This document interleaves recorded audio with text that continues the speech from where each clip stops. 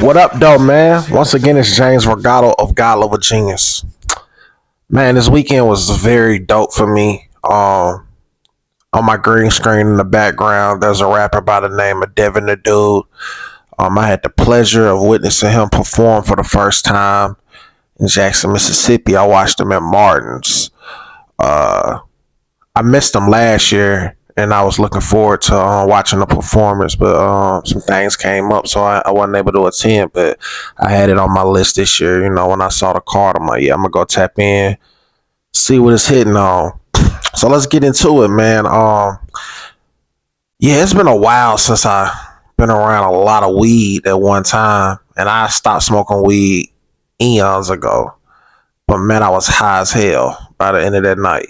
Talking about every strain of weed you can think of was in my pores, in my apparel, and I was just high off contact. You know, I'm at the bar trying to get a drink.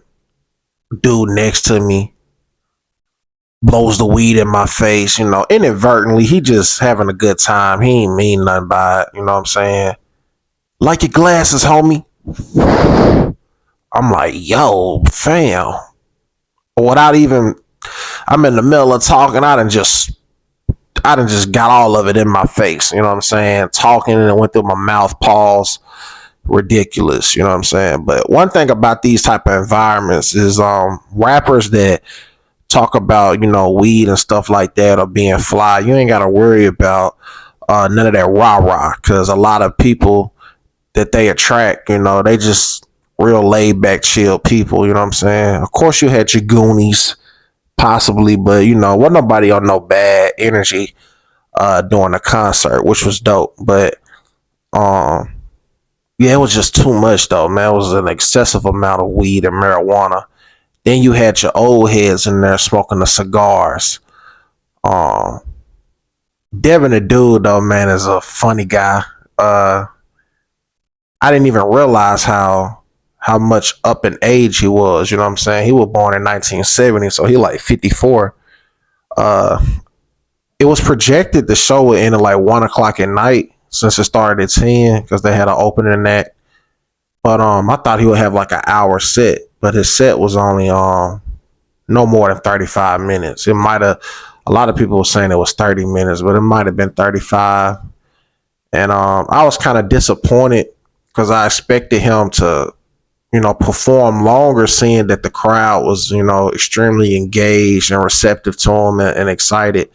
But sure, Cub 54, you know what I'm saying? Like, he ain't no young dude like he used to be. He'd be up there an hour and some change. He was like, hey, man, I did my job, but you wouldn't have known he was that old, you know, well, that season, pardon me, by his performance. When Lackville 79 came on, man, it was like, wow, bro, this is real music. You know what I'm saying? That's one of my favorite cuts from him. And he did anything. That's another joint I love. And what a time, what a job that song with Andre 3000. Of course, you know, like that's another hit. But I really enjoyed it, man. It's always a dope experience to celebrate hip hop in its purest form. And I respected how, you know, he respected the craft, you know, one rapping over no vocals, backtracking, nothing like that, nothing of that nature. Um, you know, he started on time, and you know, he just had a lot of he had a lot of fun on stage. You could tell he still enjoyed what he does, and I was just visualizing myself like, damn, at 50 some years old, still rapping and being good is something to look forward to. They try to say hip hop is a young man's game. It might be for a certain lane, but you know, this music lives forever. That's what the biggest takeaway I learned from his set, because you know, it was a crowd of mixed, you know, ages and demographics.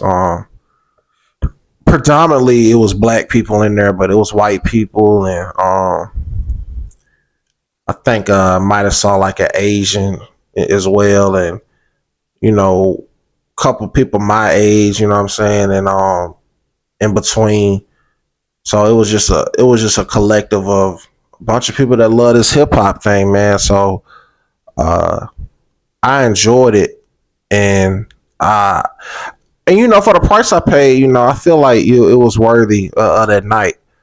But I never saw Devin the Dude, and I wanted to see it, and it was a dope experience, man. It was just the only thing about it, man, was all that weed at the end. I was like, golly, yo. I mean, it was so much weed. He said on stage, he was like, um, yeah, y'all high. You know what I'm saying? He was like, I'm higher, what I'm saying, off of the weed I'm smelling, in the crowd. And I remember my dog said when he went to it last year, it was the same thing. He said it was a lot of weed, what I'm saying, passed around. But that next day, man, yesterday, I ain't get out the bed till almost like 2 o'clock because I had like a little hangover, and I should have took my shower immediately when I got home, but I was tired as hell, and I was so high. I went to the gas station to get me some chips. I love them Ruffles. Man, I'm in the gas station, man. It ain't nobody in there. Like, it's just me and her. I put the chips on the cash register thing, and then before I knew it, I promise you, wasn't nobody in there. Some dude walked in behind me, and he was like, "Hey, man, you supposed to scan it." I'm like, "Oh, for real? I ain't even know." I'm like, "Why she ain't say nothing?" And before I knew it, he just went ahead and paid for the chips, and he was like, "It's on me, dog." You know what I'm saying? I was like, "Golly, I'm high as hell right now. I ain't even realize I was supposed to scan the chips." Um, and I was drinking some bamboo earlier that night too, but it didn't do nothing compared to what all that weed off contact did, man.